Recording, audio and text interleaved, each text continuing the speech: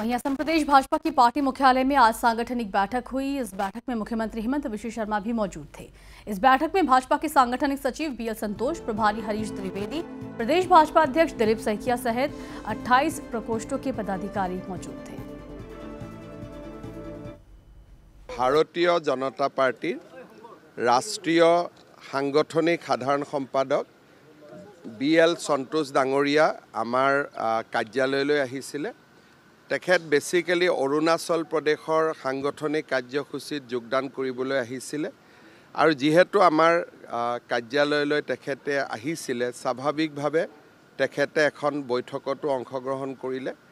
ৰাজ্যিক সভাপতি আৰু মই অসমৰ পঞ্চায়ত নিৰ্বাচনৰ ফলাফল সম্পৰ্কে তেখেতক অৱগত কৰিলোঁ আৰু আগন্তুক দিনত বিশেষকৈ অহা 25 তাৰিখে আমি সমগ্ৰ অসমৰ প্ৰতিটো বুথতে তিৰংগা যাত্ৰা উলুৱাৰ এটা বিৰাট ডাঙৰ কাৰ্যসূচী হাতত লৈছোঁ। সেই কাৰ্যসূচীৰ বিষয়েও আমি তেখেতক অৱগত কৰোঁ আৰু তেখেতেও আমাৰ পঞ্চায়ত নিৰ্বাচনৰ বিজয়ৰ বাবে কাৰ্যকৰ্তাসকলক অভিনন্দন জনাইছে, অসমবাসী ৰাইজক কৃতজ্ঞতা জনাইছে।